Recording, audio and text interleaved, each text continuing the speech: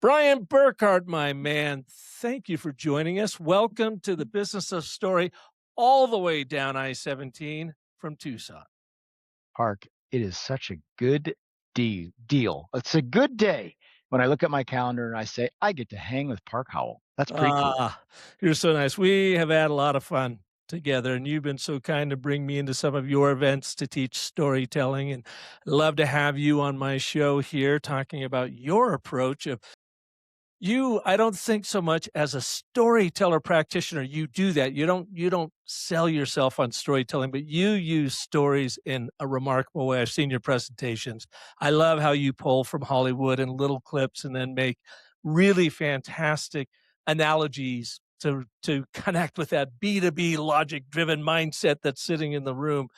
And you, with your Disney background, which we can always touch on because I love the idea that you were a submariner at Disney World. That's just too great in an earlier life. But here today, we're going to talk about core beliefs. And I believe one of your core beliefs is always about elevating the individual you are with, whether it's right here on Riverside, if you are in the room or you are trying to motivate 200 CPAs to get out and tell their story. Core beliefs set you up. What does that mean to you, Brian? It means a lot. It's a heck of a question.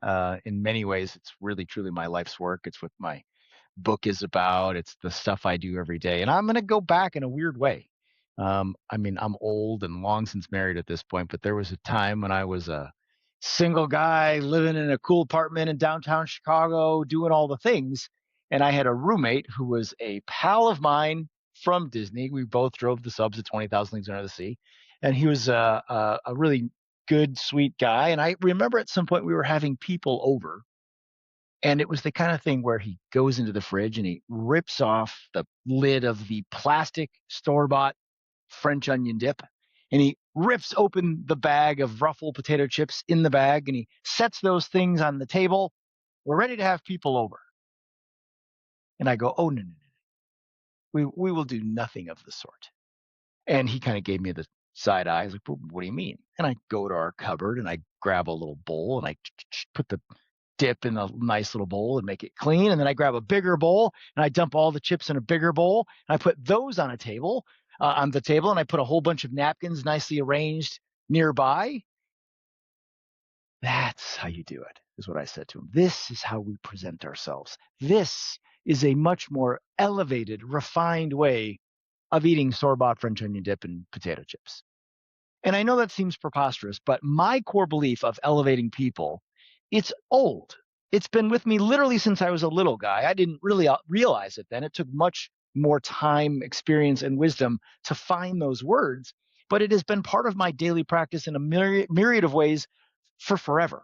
And that little moment of elevating that experience for other people through simply repackaging food is exactly what I'm talking about. The core belief leads to your actions. What you believe leads to what you do.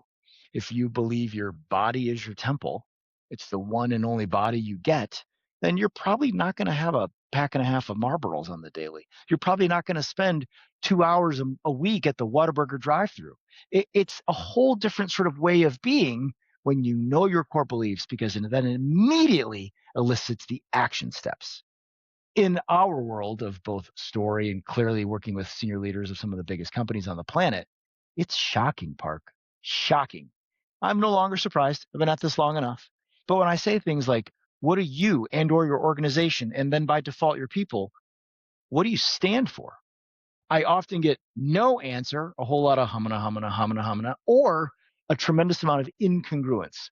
They'll pull some approved by legal, written by marketing nonsense that is nothing like they would say as human beings, and certainly nothing down the line. But when all parts have congruence, when they know with absolute certainty and with ease of communication, of expression, what they stand for, everything changes. Core beliefs are truly, literally the foundation of it all. It becomes your signal. That core 100 billion signal. percent. Now, you had sent me a note about a company you are currently working with. Maybe it's a new engagement, and you said it's a very, very well-known financial company that we would all be very aware of, and they're 120 years old. You're working with the sales guy. He's got to go out to his team and he's got to present them, I guess, a new initiative. And you said it was just all over the place, that it was just mush. And look, at this guy's not alone. I come across that all the time. Well, you and I experience it when we're trying to communicate something big and complex to find that signal. Can you give us a little bit more intel on it without revealing names to protect the innocent about what went down and if anybody else is finding themselves in this situation, what they can do? Well, first and foremost, if you find yourself in this situation, do the thing that I'm about to tell you about, which is take yourself off the hook. When this guy called me and we walked into this situation and started looking at everything, the first thing I said, man, it's okay. You're okay. No one's a bad human. This is not life or death. It's just sort of the way it is. And in many ways, and especially on some of these longer held brands, I mean, again, this thing's over a century old. You can just imagine the sheer number of bodies that have had a hand in the soup, if you will. And so it just kind of can get funktastic quickly. And so if it's a newish entity or an old one or somewhere in the middle, take yourself off the hook for not getting this stuff right. One, it's super hard. And then two, you have to really have an appetite for it. This is not stuff you wake up and say, I know. Let me see if I can figure out our core beliefs, create signals that go out in the marketplace, and then magically pull people in. It's like no one does that, right? It's the stuff that we do. We do that every day, but most people don't. So first and foremost, a lot of forgiveness, just permission to be lousy. Second, the thing that was most interesting about this entity, this company, amazing people. I love every one of them. They're outstanding. Really great brand. They do incredible work. They're really helpful to the world and all of us at large. I mean, this is like all positive. But the thing that was interesting is that if you look at their products and services and sort of rank them against their competitors, it's very middle of the pack. There's not a single category that they are clear by far and away the one. Just Not a one. commodity, huh? That is the exact word that I used 1,000 times. You are now just a commodity. You are pushing a commodity. And like Sisyphus, you are pushing that commodity uphill only to get to the top and have it roll down and have to start all over again. And it rolls down because a low price leader wins in a commodity play. And who wants to be the low price leader? There's no Walmart. freaking margin in low price leadership. That's exactly it. It's that race to the bottom that is just a fool's errand that you shouldn't even try. So when I got into this thing, took them off the hook, helped them see that playing in that commodity space is a bad idea. And the answer is, let's just tell a different story. And the thing that got them, which I know your audience will love this, you'll eat this up. I reminded them of an episode of Mad Men. And immediately he was like, that. It was early. I think it actually might have been season 1 when Don Draper is talking to the guys at Marlboro. And he says something along the lines of, you actually got a favor handed to you by the FDA, I think he said. He's saying all cigarette companies now are bad, meaning let's say something else. Let's not talk about health benefits because nobody can. Let's talk about something else. And he says, Draper says, we can say anything we want. And he lands on, it's toasted. And the client gets it. In my real life scenario, it's not a fictional portrayal. We did real work that was a hell of a lot better than it's toasted. It was based on lots of actually very germane fact, but it's deeply embedded in what they stand for. And it's brilliant. And they're going to kill it. They're going to kill it. And because they're going to kill it, their products and services will rise to the top. They will spend money on the backside of things. They will improve on all levels. Everyone will win, inclusive of us, the consumer, because they'll get their core belief right. Will you, well, you probably can't share what that core belief is, I don't imagine, but were you able to boil it down to one word, like toasted? One word, yep. Yeah, we've been doing a lot of work with our Story Cycle Genie on the idea around story ops. And you don't even know this. I know you've been working in the Genie, but you don't know this part of the story, but it plays perfectly to what you're talking about there.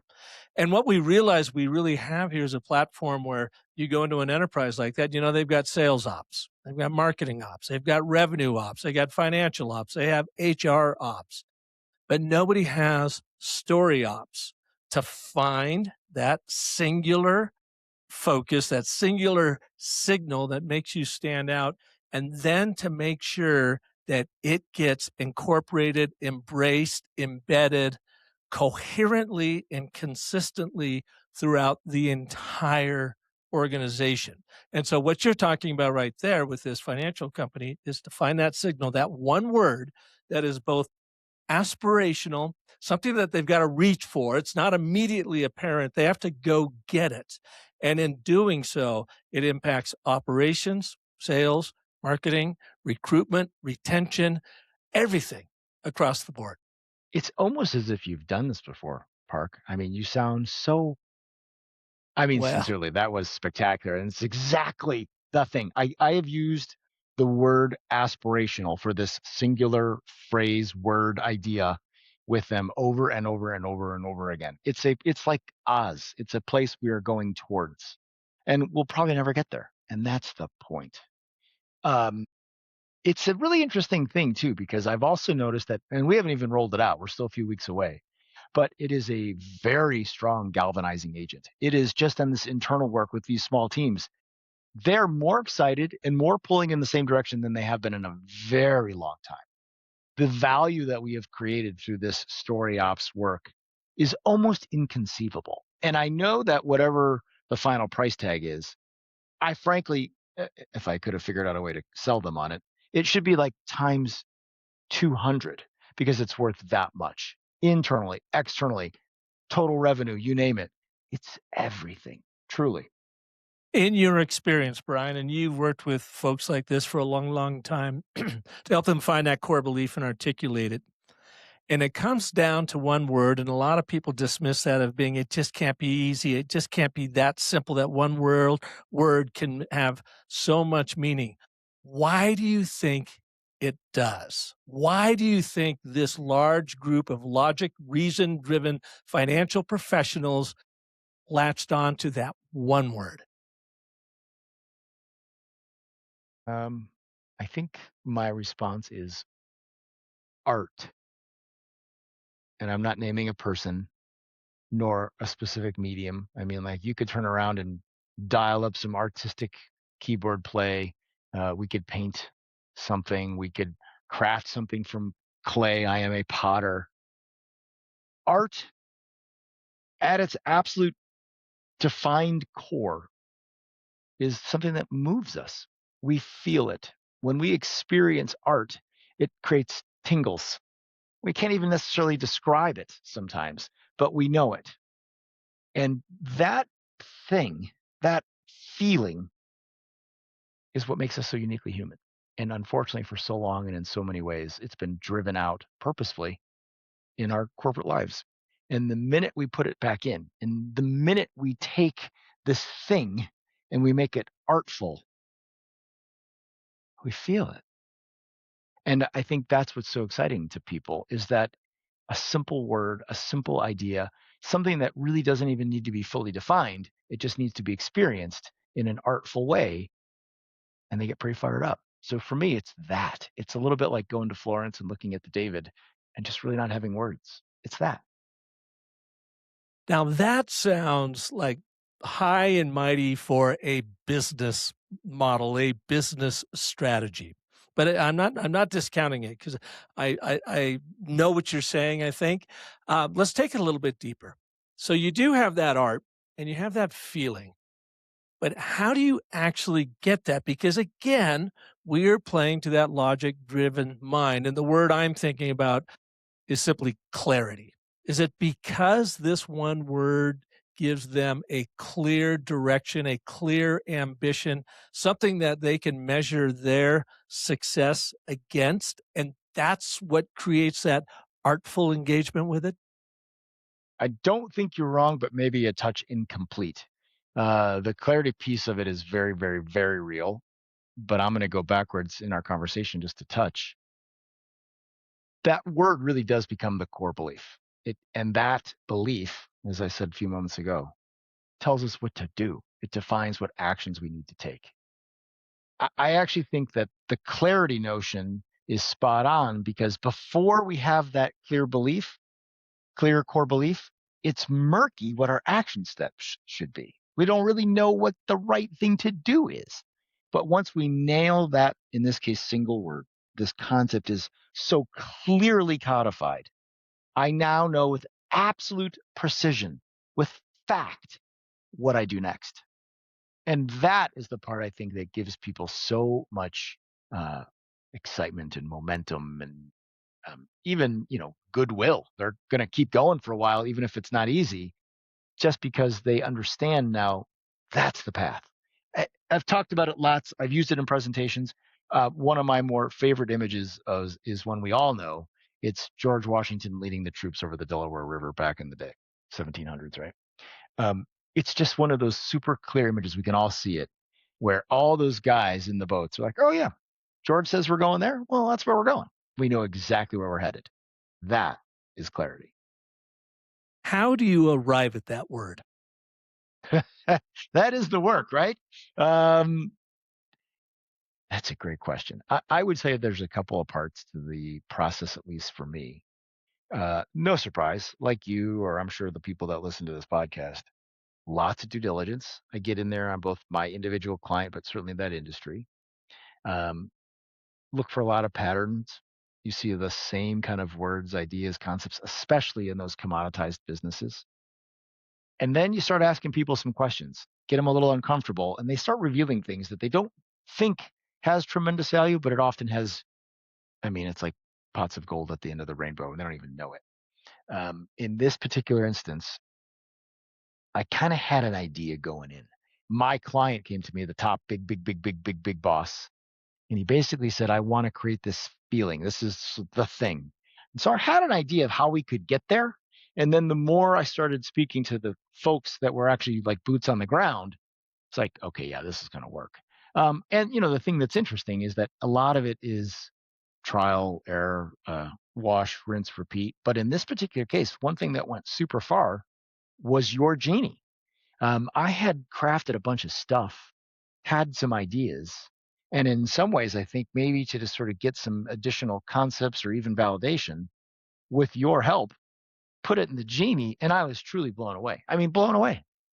It was groundbreaking, mind blowing, mind numbing in some regard, but that I think is now going to be a no brainer approach going forward, to use that tool to either validate or explore a different path, even. Uh, but it was something, truly. Well, I'm always glad to hear that. And when we launched it a year ago, actually a year and a half ago now with our beta group, I arrived at a one word thing, the one word emotional promise that drives everything. And it's from people like you that I just got that reaction from in our beta test, and those that are using it now. And I watched them when they, like I did with you when I was onboarding you, putting in the information. And I saw this enthrallment, and I've seen it with Yeah. everybody. They're like, this is unreal. This is amazing. And I had never thought of that word enthrallment, or to be enthralled in any branding I've done in 40 years, but it's what everybody was experiencing. And then I started looking at the depth of that word enthrallment. And what it ultimately means in its shortest form is to capture the fascinated attention of somebody on something. And isn't that what branding or an internal sales and marketing initiative that you were talking about? Isn't that its ultimate goal, is to capture the fascinated attention of your colleagues so they will do that? Or, yeah, and then when they do it, capture the fascinated attention of your prospects, and then deliver on that fascination with your customers. And that's the importance of finding what that one word really is that everybody can draw to. And then we have to back that up. We have to make sure that that experience is as enthralling as possible, even though, of course, we're dealing in the AI world, which I prefer to call artful intelligence versus artificial intelligence, and all the quirks that comes with that. No user experience is exactly perfect because it's tech and we're constantly, patching things and cleaning things up. But our ultimate exciting goal is to deliver on enthrallment. I think it's spectacular. It reminds me of two things. Apologies in advance for being perhaps a bit laborious and circuitous, but there was a time not that long ago when the most color that any Americans had ever seen was when the circus would roll through town. This is all very true, long line of facts to support it. Really, truly, like about 150-ish years ago, there wasn't things like TV and movies that existed were in black and white. There were not a lot of photos. There was obviously nothing digital. And so color was whatever your geography was. And that was it. I mean, like, here in Arizona, pick a shade of brown, a little bit of green, but that's it, right? And so when the circus would roll to town, costumes and tent and all the things, people were enthralled by the spectacle of it all. As a kid, and I'm just old enough to kind of straddle these two worlds. It's crazy. As a kid, my dad's side of the family, the whole family was in Florida. My mom's side, which is where we resided, was in Chicago. And so every year we would fill up the family truckster and trek down to Florida. And sort of as a reward, part of that kind of trip is we got to go to Disney World. And that was very much when there was Disney World. Now there's like the studios and Animal Kingdom and Epcot and MGM and all. It was, the one castle kind of thing. And there are photos of me and I can vividly remember being enthralled. The overarching experience, the whole thing from the being in the car and leaving the state to getting to the thing, it was enthralling. And I remember very desperately wanting to be a part of that, which is why I ultimately worked there while I was in college. And the reason I'm telling the story is because it served me and still to this day serves me, because so much of what I do, the work that I do, is really based on Walt's philosophies. And you have found the perfect world to create these moments, these apex moments that people remember and describe and talk about all the time, that are so deeply enthralling. When I look at branding and communication strategy and all the things I do with my clients, it's that. I want to provide that. So I love your word a lot. I was just, with your description of that, I was going back thinking, okay, when was I enthralled as a kid or a young man? And I could tell you exactly when it was, where I just was completely blown away between entertainment and business. I must have been maybe in the 6th grade. The Partridge Family. Remember the TV show? Of course. Keith Partridge. I mean, I wanted to be in the Partridge Family and play the keyboards. I just loved that show. You got David Cassidy, you got the whole gang. Don't forget Danny Bonaducci, Oh, God, yeah, Danny Bonaducci. He was the crazy one. And so my mom and dad liked to go to the theater. They weren't big theater snobs. They went once a month maybe, or once a quarter, or whatever. And they took me and my little brother down. We were both taking piano lessons at the time, to the 5th Avenue in Seattle. And they got pretty decent seats. We were like 5th row center. I mean, and this is way back in the day where these weren't real expensive, seats. And 5th Avenue was beautiful in Seattle, but it wasn't certainly Broadway. And they took us to our very first musical. It was Yankee Doodle Dandy, James Cohen, Yankee Doodle Dandy, and David Cassidy played the lead. And I thought, okay, this is awesome. Partridge Family, David Cassidy. I liked some of those old musicals and whatever. I got in there, and just the anticipation, I was like, what's going to happen next? The big red velvet curtains down, all the pleats, and it's kind of slowly moving. People are coming in. I was enthralled by the anticipation. And then, boom, the orchestra fires up. It's sitting right in front of us down in the pit there. The curtains rise, and here's David Cassidy right out center stage. The first time I'd ever seen a quote unquote, a spectacle of a celebrity in person right in front of me, as if he's singing to me.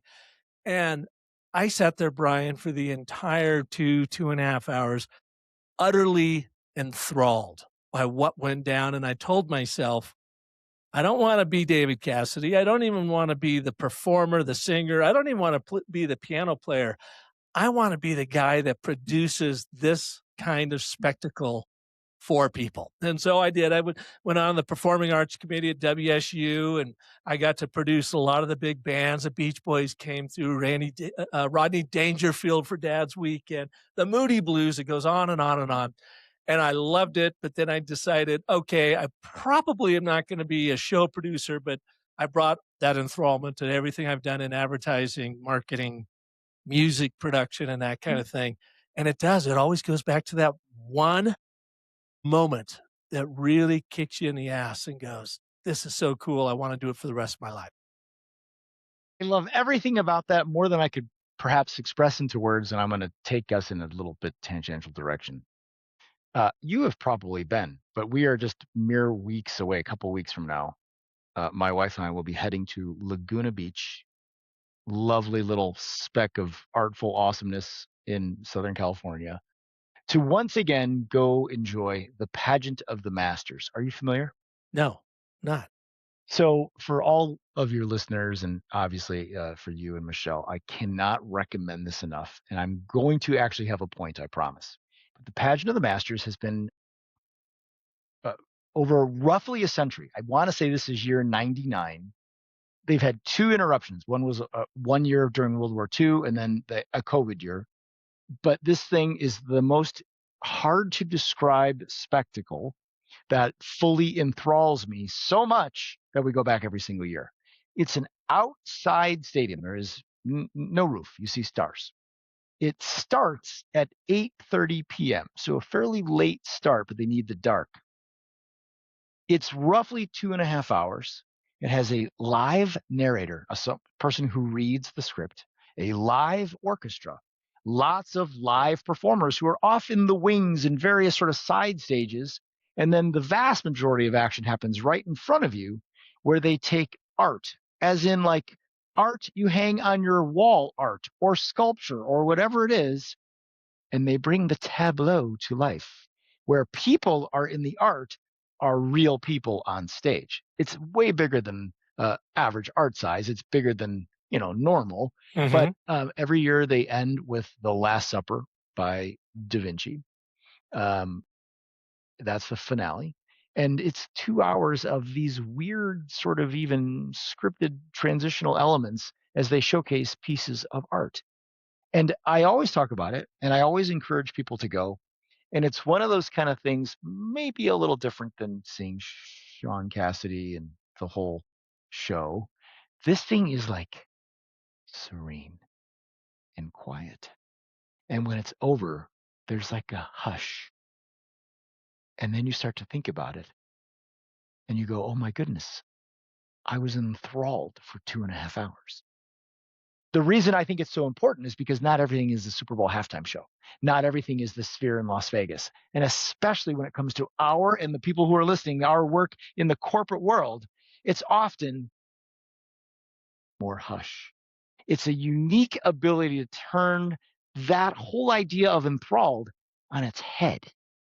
It's a little bit contrast as well, right? In our minds, it happens all the time. So many of the presentations that I work on, people come to me and they say things like, I got to be funny. You do? There's like a zillion different kind of emotions out there. That's the one. That's the only one? No. There's a million ways to enthrall people. I highly encourage a Laguna visit, and I'll make you a deal. If you and Michelle want to go July 11th, just saying, you buy the tickets, dinner's on me. July, and it's not sold out yet. It's not sold out. I can't remember where our seats are, but I buy them. I mean, I'm like a member, so I always have them kind of early, but come to Laguna, dinner and cocktails on me. We'll go see the show.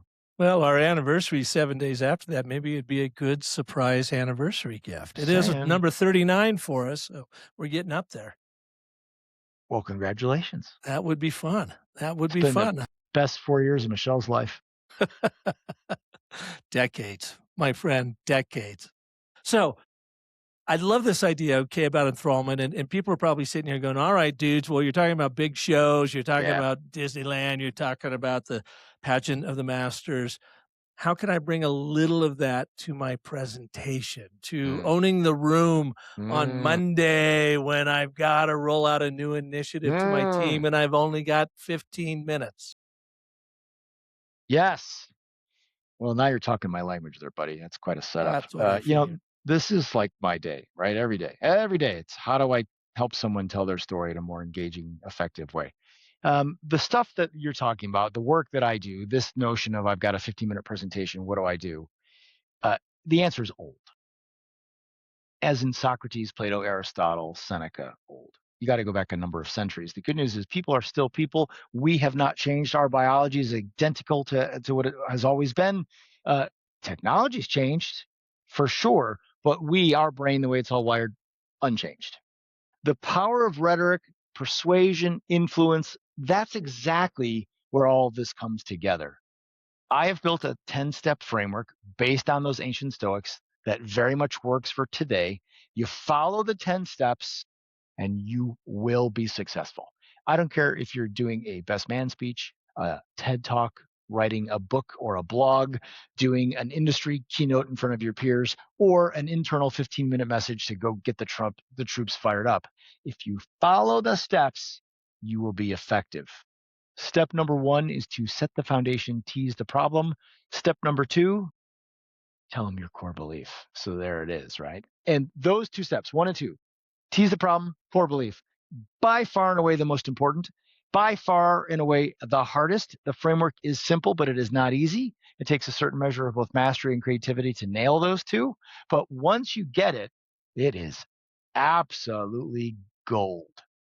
That notion, though, of core belief, that really is it. And if you think about the way you even set up the question, Park, which I appreciate, imagine if you were going to speak with your internal team about a new idea that you wanted them to adopt, or maybe an idea that you want to stop, that you want to kill, something that's been socialized within the organization for a bit, and you're saying it's time. It's one thing for you to bark out orders, this is what we're doing. It's another to say, this is what I believe. This is what I stand for. And then to build 9 other steps that support it. That's what's so powerful. That's where the influence kicks in. The thing about my 10 steps, and I know you will so deeply appreciate this, is that what we're really looking for are 10 moments of nods and approval, of yeses. It's almost like setting 10 little traps. And essentially, when people go, yeah, that problem makes sense, that core belief, that makes sense. And then down the line, yes, yes, yes, 10 of those, you got them. It becomes bulletproof, becomes a no-brainer. That's the beauty of the system, but that's really how it works, is to really truly get this unified group think, positively affirming everything along the way. Now, you're not always gonna. We have different core beliefs. Like, I deeply have different core beliefs than the Green Bay Packers. Boo, right? Like, I'm never going to see eye to eye. It's not going to work. And so you have to work with those that believe what you believe. But the way you do that, first and foremost, is by knowing what you stand for. So it's got to be hard for that person who is so close to what it is they're pitching, be it that initiative, that product or service, that they are the expert and they suffer from the curse of the expert. And I've had a couple people on the show just recently talking about this and how to carve through your own noise in your own head to find that signal that everybody in the room is going to relate to because they simply don't have the knowledge you do. How do you help people hack through that noise going on between their ears and find that signal? And or if you are unavailable to them, what could they do right now on their own to prepare for that Monday presentation to find out what that core belief is that they are going to hang their entire presentation on? I mean, that is perhaps the hardest thing to do, but it is actually really, truly the work that I find myself doing and being most rewarded by doing. There's a couple of ways to attack. And if I maybe seem a little outside the bounds of your question, I promise I'll get back to it. But we've said it a few times now, this notion of beliefs lead to actions. It is definitely not easy. I mean, even guys like you and me, Park, who kind of do this work and spend a lot of time thinking about it, but you just go to Joe Average and say, what do you stand for? What are your core beliefs? You're not going to get much. And it's interesting because people will go political or they'll go maybe a religious ideology. And that's not necessarily wrong, but it's not necessarily complete either. And so really well codified core beliefs are super hard to find, especially in the workplace. But we know something. We know that belief leads to actions. This is a fact. It is undeniable. Okay, let's reverse engineer. It's really easy to see what we do. It's very simple to list all the actions that we take. And I'll give you an example. I am a note writer. I like to write notes. Yes, I text and make phone calls and send emails and do things like Zooms and Teams and all those kind of other things. But I like to write notes too. I think there's some power in the written word and how it affects people that are on the receiving end. I like when I receive notes. I know how it makes me feel. So I can just about imagine what it's like to be on the receiving end of a note that I send. I can look at that action that I have piles of stationery and stamps on the ready. On any given week, that 3 to 10 handwritten notes are sent.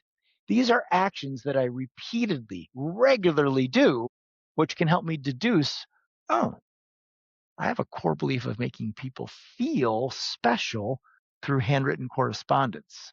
And over time, I can really codify that down to something as simple as, like I choose to say today, I elevate people. And so my core belief is really elevate people, but it's got legs and teeth and permutations. And one of those things is I write notes. And I know that by reverse engineering my actions. So that's one way to answer the question.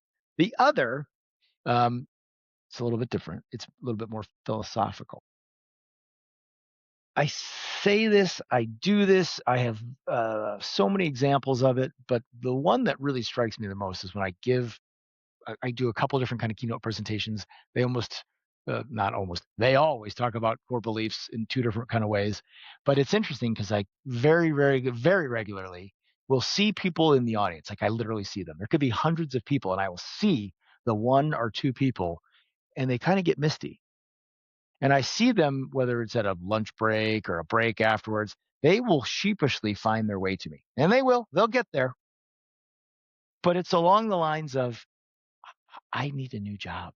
And I said something like, I know. I saw it when I was on stage. I saw you come to the realization that what you believe, what you stand for as a human being, and what your company stands for are two different things. And in that moment, while I'm speaking, they're in their own head going, I got to get. And so to answer your question, if someone's in their own space, it could be deeper than you think. And it's also, even if you're really comfortable that maybe you're the founder, so that your core beliefs of the organization are absolutely yours, but you're going to speak to your team, you have to just be really comfortable that not everyone's going to be on the same page. Not everyone's going to believe what you believe. And that's okay. You actually are liberating people when you make it really, really clear. If it's a bad fit, I mean, everyone kind of knows, but now you're giving them the actual practical words, ideas, concepts, beliefs to make it really easy to liberate themselves in a variety of ways. So your question was perhaps not that big. I made it bigger, but reverse engineer and be really comfortable knowing that not everyone's going to believe. Yeah. I read a new book that's out, and he'll be coming on the show, the author Anthony Reeves, who is, I'm not going to have this exactly right, but he's like the head of marketing for Kohler products, bathroom fixtures, that kind of thing. And he's had him. I think I've supported him. We've had a bathroom remodel that has cost us $10 billion. Well, and they're Kohler products. He came out with a book. He's an Aussie, and it's a really great book called Eat the Donkey. And I got a PDF of it. I'm not sure if it's actually published yet or not. Maybe it's out there.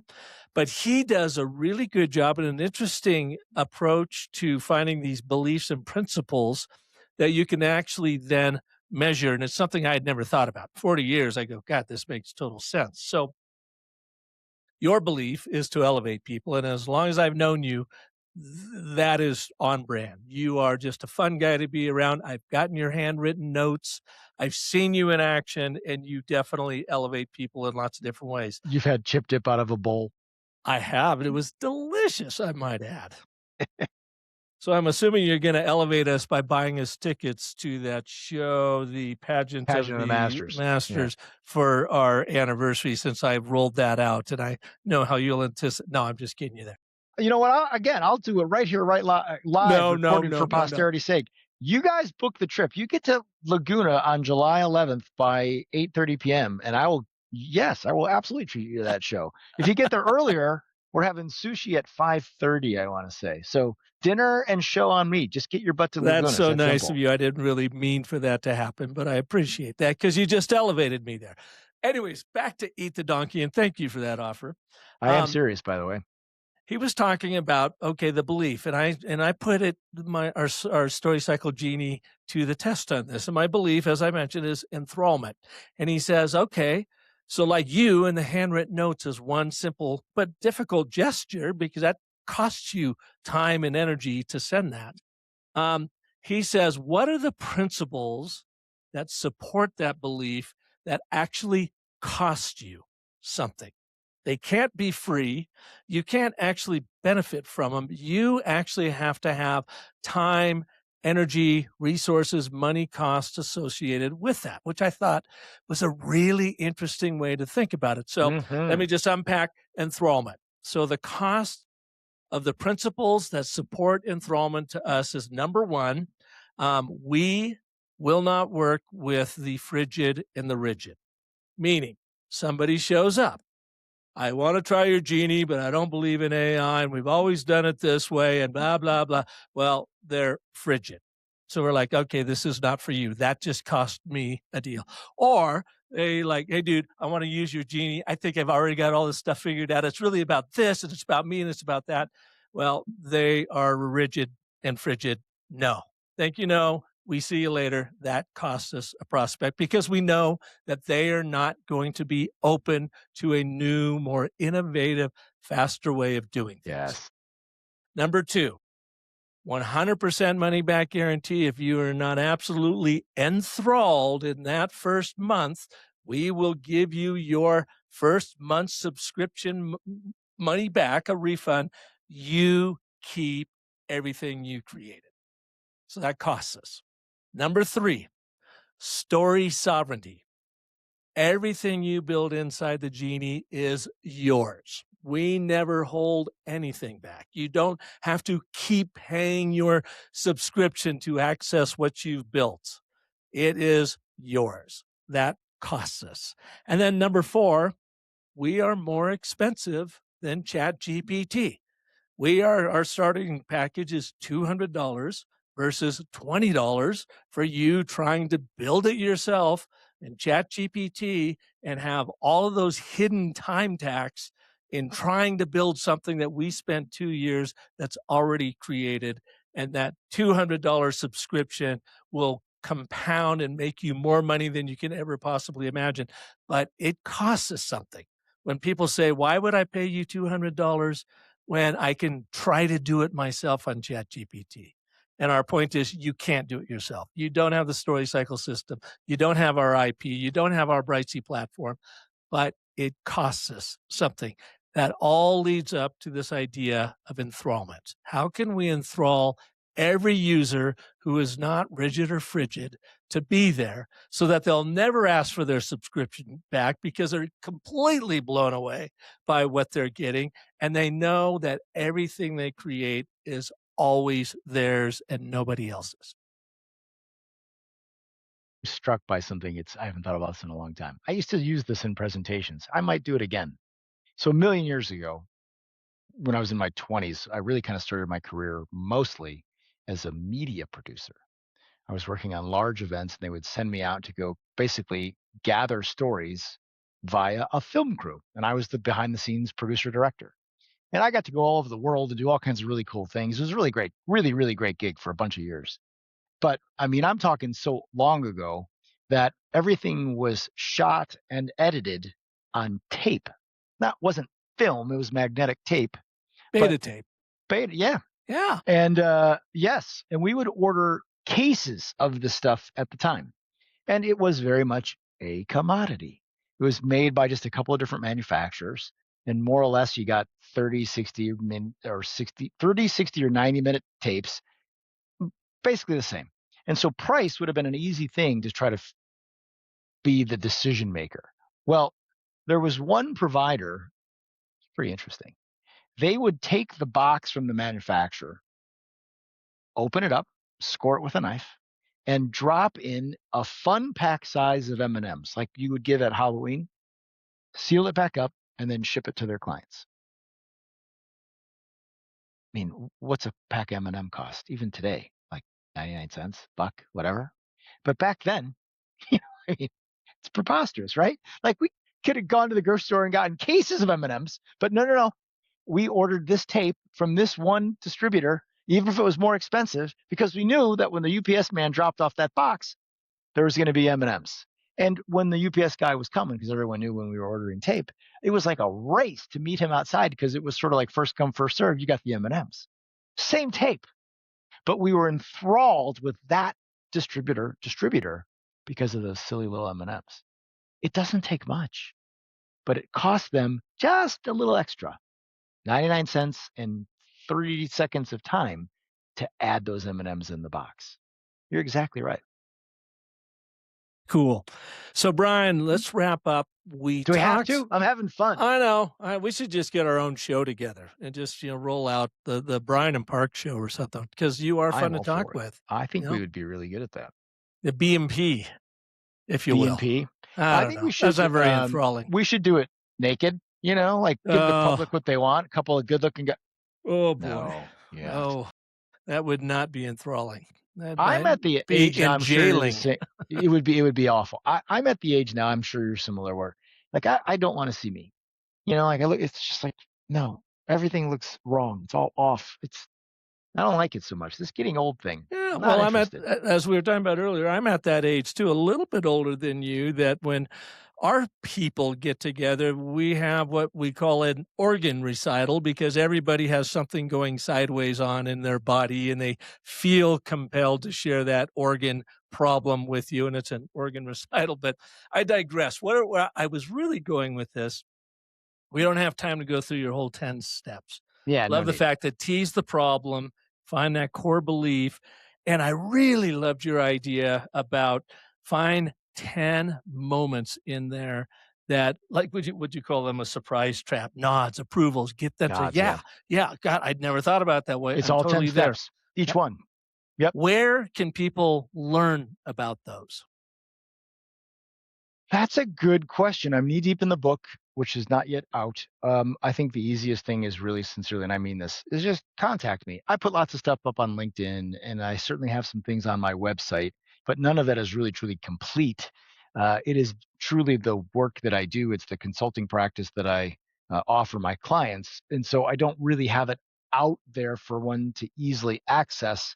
That said, if people just simply sent an email to info@Square Planet, and if you think round Earth, info@Square Planet, and say, I heard you're on Park Show, I want your 10 steps, I will be effusive and quick to give you all kinds of stuff for the low price of nothing.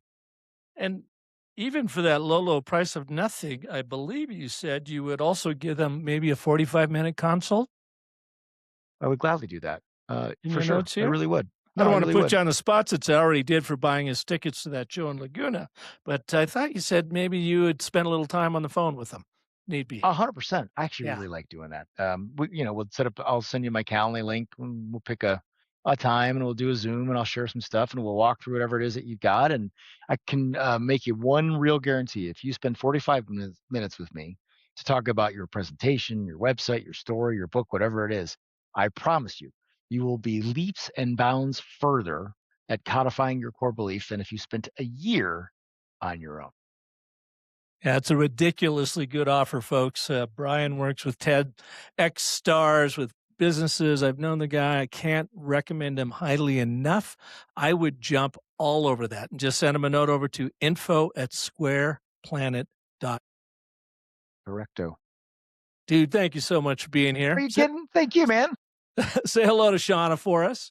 And same to you, right back to you, at Michelle and your kids. More than anything, it's just always nice to hang with you, but you be well, be safe.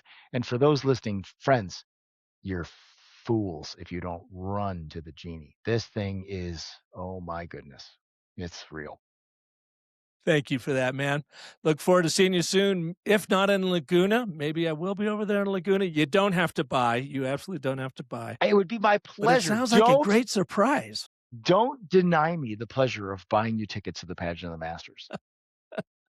All right, my friend. I hope to see you soon in person. You Take got it, care. bud. Thanks, Park.